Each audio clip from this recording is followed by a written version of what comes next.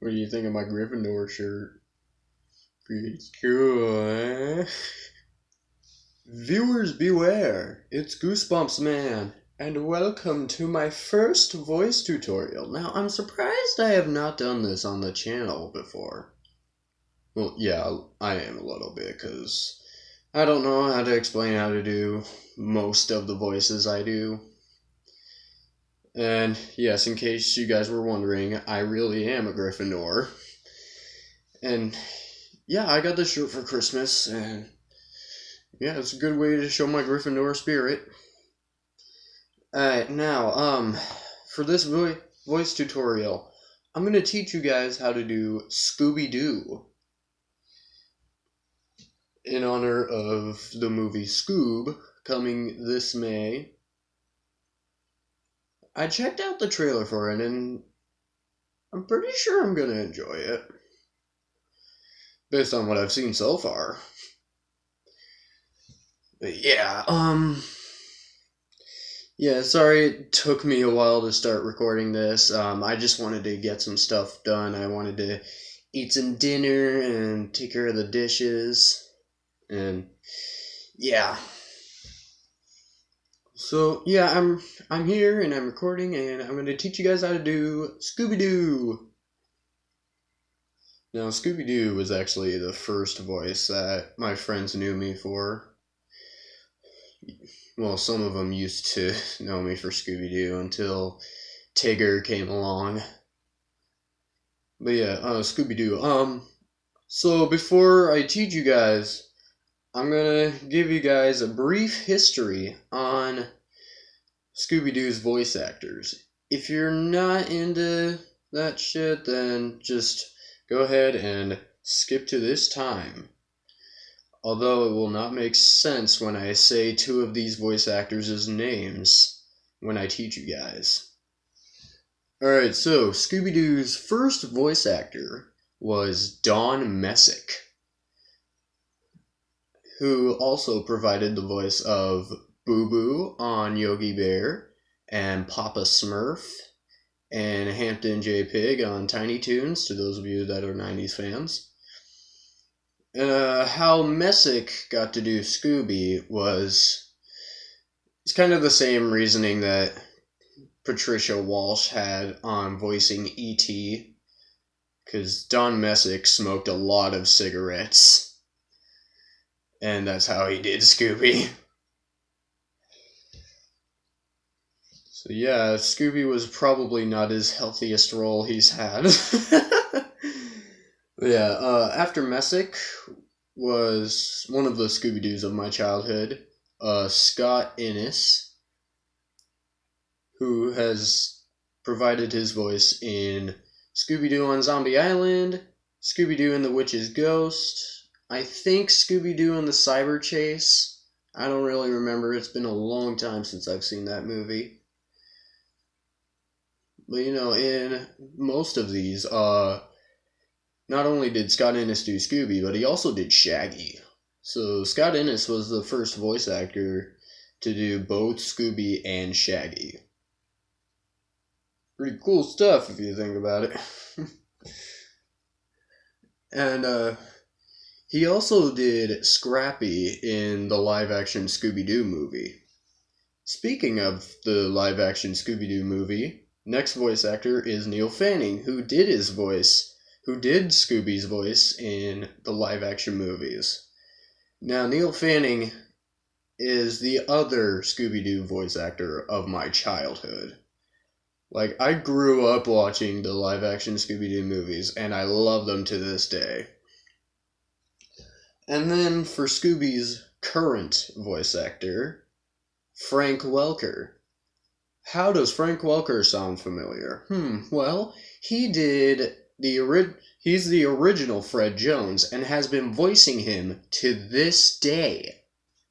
That's pretty amazing if you think about it. He's been voicing him since like the 60s, like the late 1960s. That's, god damn, how's he able to do Fred's voice for that long?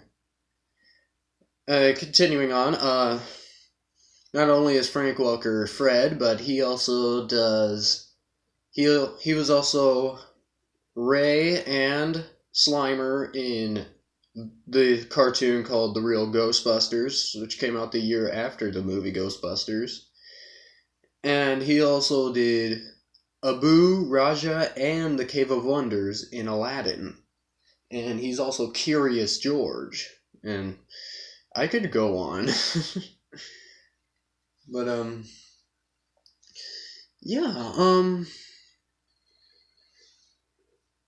now that we've went through that, here's the voice tutorial. So what you want for Scooby's voice is like a deep and raspy voice where you just just get real down and then this is the voice you get for Scooby-Doo and then another thing is you want to start most words with the R sound. Like he'll say, I'm scared, Shaggy. Instead, he'll say, I'm scared, Shaggy. I said it wrong. It was supposed to be, I'm scared, Shaggy. Although that's not really how I do Scooby-Doo. But it's still a good Scooby-Doo for you to do. But, like, the way I do Scooby-Doo is a lot more complicated. And then, next step. What is the next step? Oh, yeah, there are some times when you'll want to go from a low voice to a high voice. Like, your voice is cracking, just... Like, after Scooby said... Not Scooby. In the live-action Scooby-Doo movie, when Shaggy said, like, man, what I like better than an eggplant burger is a chocolate-covered eggplant burger, yeah! Scooby said with hot sauce, and how he said it was like this, with hot sauce! We'll get to the laugh later. So yeah, remember the deep and raspy voice and starting most words with the R sound and going from a low pitch to a high pitch. With hot sauce. Like you heard me, like I said with in the deep in the low pitch and then got to the high pitch when I said hot sauce. And last thing is the laugh. So, like, Scooby's laugh is basically re-hee-hee-hee-hee-hee. You want to speed it up, though. Re-hee-hee-hee-hee-hee. And then another thing is it's from a low pitch to a high pitch back down to a low pitch. So it's re-hee-hee-hee-hee-hee. And then you want to get the deep and raspy voice and go that was better.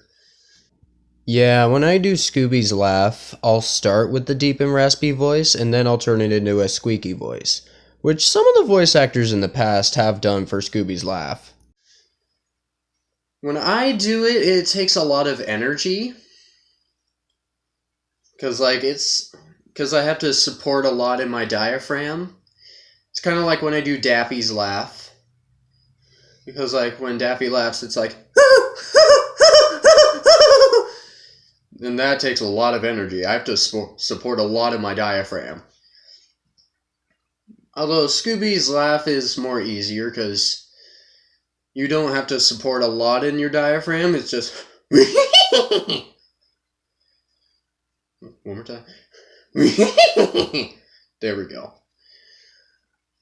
And then now here's the thing. When I do Scooby, I basically taught you guys like the Neil Fanning Scooby-Doo.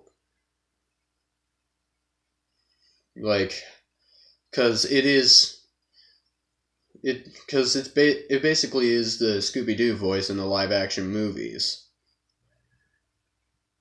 Like, you'll remember the you guys probably remember that one part in the second movie when Shaggy was making Scooby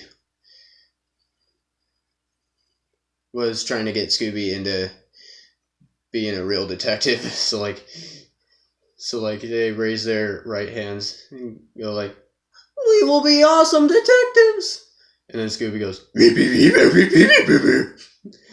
But yeah, that's the Scooby-Doo voice I taught you guys. But when I do Scooby-Doo, it's a combination of Neil Fanning Scooby-Doo and Frank Welker Scooby-Doo. Neil Fanning, because that's the Scooby-Doo voice I taught you. And it's the Scooby-Doo voice I do. But Frank Welker, because when he does Scooby-Doo, he puffs his cheeks every time he says something as Scooby.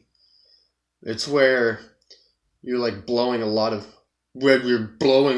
air just talking.